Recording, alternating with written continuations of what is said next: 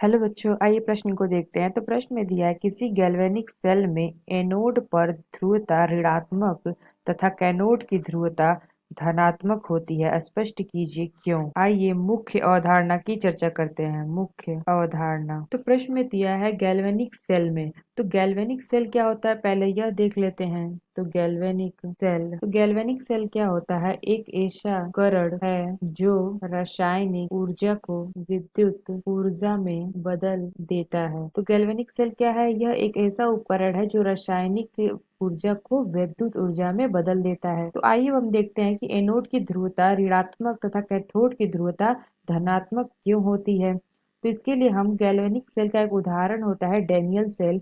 तो वह देखते हैं। तो उसका जो चित्र है वह बना के देखते हैं। तो कोई हमारा दो पात्र होता है। ये हमारे दो पात्र हैं और इनमें विलयन होते हैं। तो इसमें होता है ZnSO4 का विलयन और इसमें होता है CuSO4 का विलयन, जिंक सल्फेट और कॉपर सल्फेट। और इन दोनों में एक इलेक्ट्रोड लगा होता है।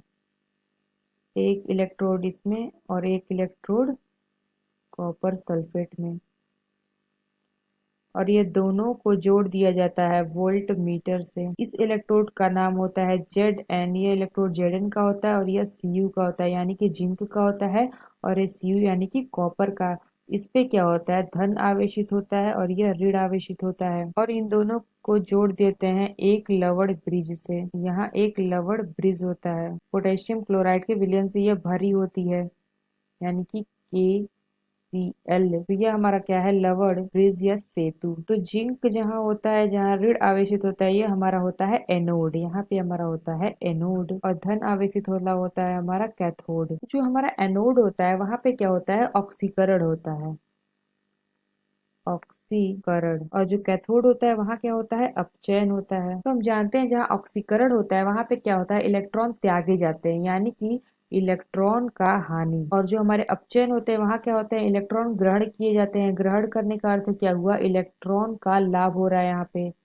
इलेक्ट्रॉन का लाभ। तो प्रश्न में हमें क्या पूछा है कि एनोड की ध्रुवता ऋणात्मक होती है। तो यह जो हमारा एनोड है इसकी जो ध्रुवता होती है वह ऋणात्मक होती है। तो ये क्यों होता है? जो हमारा एनोड है यहाँ पे क्या होता है? ऑक्सीकरण होता है, यानी कि इलेक्ट्रॉन का यहाँ पे हानि हो रहा है। तो जो इलेक्ट्रॉन का हानि होता है, तो इलेक्ट्रॉन का हानि हो रहा है यानी कि इलेक्ट्रॉन त्यागे जा रहे हैं, तो वहाँ क्या हो रहा है? ऑक्सीकरण हो रहा है।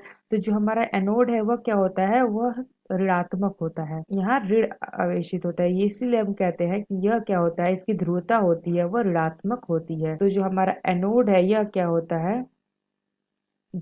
यह ऋणात्मक ध्रुवता होती है इसकी। ऋणात्मक ध्रुवता। और यह जो हमारा यहाँ प्लस आयन है यानी कि धनात्मक है, जो कैथोड पे है, तो कैथोड पे हमारा क्या होता है? यहाँ पे होता है धनात्मक ध्रुवता इसकी होती है, क्योंकि ये कैथोड पे क्या होता है? हमारा अपचयन होता है, इलेक्ट्रॉन का लाभ होता है। तो यहाँ पे क्या है? धन आवेशित, इसलिए धनात्मक ध्रुवता इसकी होती है। तो आइए देखते हैं कि जिंक इलेक्ट्रोड यानी कि एनोड पर ऑक्सीकरण की क्रिया देखते हैं। तो एनोड पे क्या होता है? जिंक होता है, यानी कि Zn। तो Zn क्या है? Zn सॉलिड होता है। और यहाँ क्या होता है? दो इलेक्ट्रॉन यह त्याग देता है, Zn2+ एक्वस।